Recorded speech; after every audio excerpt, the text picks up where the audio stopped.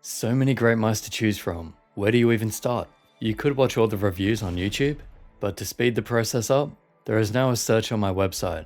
I will take you through each section so you know what they do, and also explain how my recommendations work. First, you'll need to know your hand size.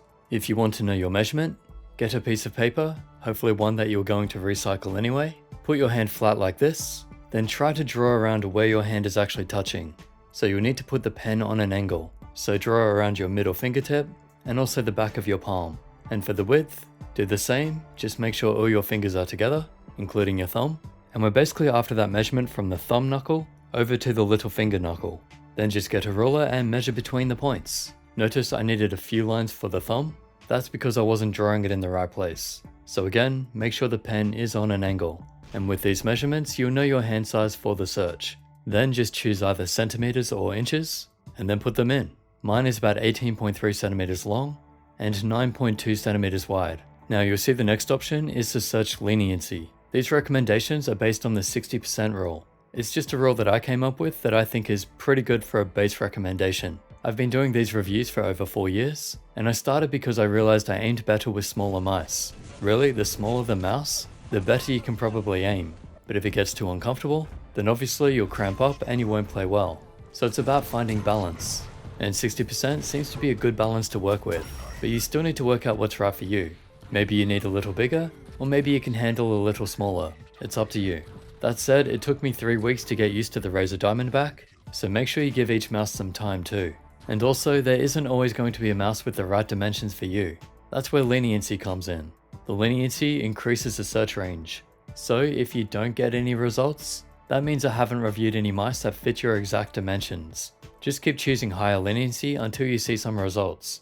Also, most mice are about twice as long as they are wide, just like most people's hands. But not everyone has that ratio.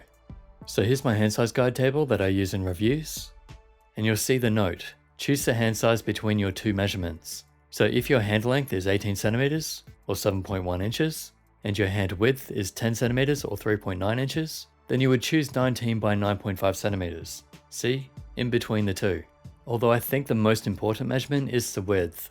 You really want to get the right grip width. I was measuring mice between the fingers, and that's what we call the measurement. So where you're gripping the mouse, the width of that is the grip width. I think that's the one that affects aim the most. So not comfort, but your aim potential. Next, let me explain the most common grip types. Your thumb tip should be underneath the side buttons, and your fingertips should be next to the mouse wheel.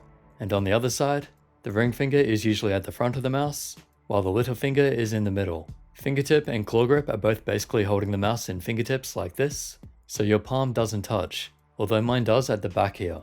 And claw grip has a distinct arch of the fingers. The 60% rule is based on these two grip types. However, for claw palm grip, where you are arching your fingers like this but also resting your palm, you generally need a mouse with the hump toward the back. So that's what you'll get if you select that.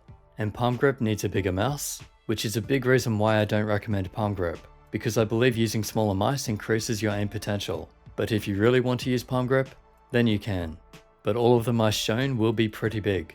Also a note here, the dimensions aren't actually exact. It's really hard to measure the exact point on each mouse. So using a very low leniency may not be the best. Low should be okay though.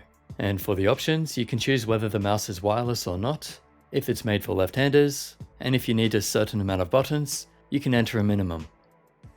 And you can leave this option blank if you don't care.